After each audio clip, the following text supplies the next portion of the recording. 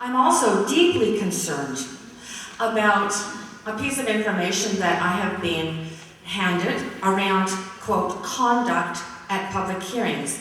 It has the official District of Mission logo on it. I have to assume it has come somehow from your office, and it states that under the law of bias, if a councillor or a candidate said, for example, nothing could make me vote in favor of this bylaw, or said nothing could persuade me, this bylaw should not be adopted, that would be evidence suggesting the individual has become disqualified due to an attitudinal bias. I actually checked with a lawyer, and the lawyer has informed me that, in their opinion, this is a made-up phrase. That there is nothing in law, in fact, not only in Canada, but this lawyer said anywhere in the world, that has something called the law of bias. I would ask if you have checked with your lawyer. I don't know who, or if it came from all of you, because it says District of Mission, but I would ask if you have checked with your lawyer as to the meaning and the implications of handing this out or telling anyone this information, which could be construed as an interference in a political process, which is the current violation. Also, the current violation.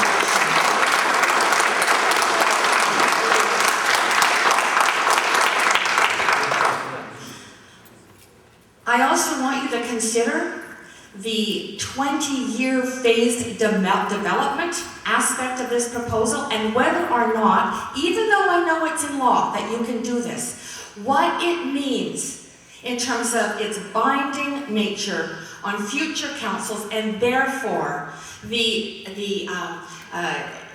negative impact, again, that has on democracy. Secondly, I want to turn to the notion of what this development project is about.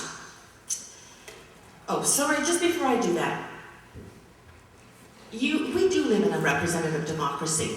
So I have to ask you, when I have heard nothing, well, with the exception of 2 speakers who have spoken in favor of this project, nothing but speakers speaking against it, are you following the actual terms of reference of a representative democracy, which is to represent the will of the people? And will you vote in favor of the will of the people through this hearing? In terms of development, everyone wants healthy, sustainable communities. I can't think of anyone, and I'm sure none of you would want anything but a healthy, sustainable community. Sustainability does mean, and I'll define it for you, the development in a current era that will not impinge on the ability of future generations to be able to meet their needs. This development project will negatively impact on water. We've already heard evidence here on water, on the ability to grow and produce local food, on biodiversity, and by the fact that it is a Carr-based community, on the air, and in fact negatively on climate change at a time when we are as a province committed to moving forward to reduce greenhouse gas emissions. There is nothing about this project in its scale and location and scope which leads me to conclude that it is anything but on the wrong development path at a time when the world is waking up to the fact that we have been on the wrong development path and we need to shift to a path that truly is sustainable.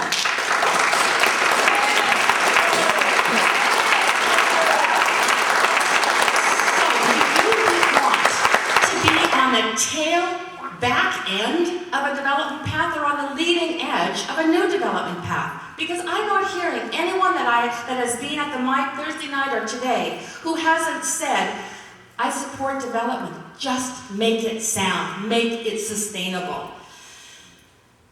In terms of making things sustainable, you need information. You need good, solid information. So I'm deeply concerned about the letters that I have read, which are submissions to you from the BC Ministry of the Environment and from the Federal Department of Fisheries and Oceans, and I would like to ask you some questions about those. In terms of the BC Ministry of the Environment submission dated October 21st, 2008, their advice to you is that you should undertake ecological impact assessment and a comprehensive assessment of ecological resources, which has not yet been completed. So, they say, we strongly urge the district to undertake an ecological impact assessment to be added to your land use review and approval process. Have you done so, and do you intend to delay any vote on this project until such is undertaken? Number 2, they say that a comprehensive assessment of ecological resources is critical in the determination of appropriate conservation objectives, and they have not been completed. Will you again delay any approval? Well, in fact, I'd like you to just vote this down because you haven't done these, but at the minimum, will you delay any vote on this until those comprehensive assessment of ecological resources has been undertaken and completed? In terms of the the Department of Fisheries and Oceans at the national level, they have said in a letter to you dated October 17, 2008, the plan does not include an environmental assessment evaluating the potential impacts of the proposed land development on the larger watersheds. Again, will you delay this vote on this bylaw until there is a comprehensive environmental assessment evaluating those impacts?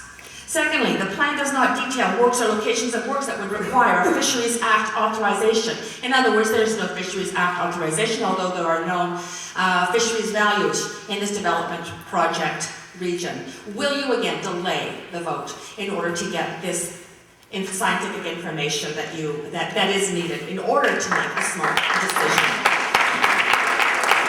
I would like to end by saying that it is irresponsible in my mind of you, knowing you have been forewarned by the Department of Fisheries and Oceans and Ministry of Environment that you have not got appropriate information. Do you believe that you are conducting a vote with due diligence if you proceed with voting on this without that information? And given the level of uncertainty, which I have also learned is financial, because of the implications of some of the earlier correspondence that indicates Gemstar is asking you to proceed with some other financial financing arrangements. Do you think that that is prudent either? Thank so you, please vote this down. Excuse me, Mr. Mayor. Excuse me, Mr. Mayor, just before Ms. Carr, and I appreciate and welcome your views. And just a clarification on the law, and you checked the lawyer, and was it a law of bias that you were referring to? There's it, yes. Is my mic on? Just correct. Yes, a law of bias. There is a statement that has been circulated. It's called Conduct of Public Hearings. Yeah. The quote was under the law of bias. Okay. Correct. Okay, and I My accept, legal advice is that I accept what you said, yes. but law, does that include case law? They did check case files as well. There's some registry. I'm sorry, I'm not a lawyer, but they checked. They did check some filing It's as well. just a simple question. Does law include case law?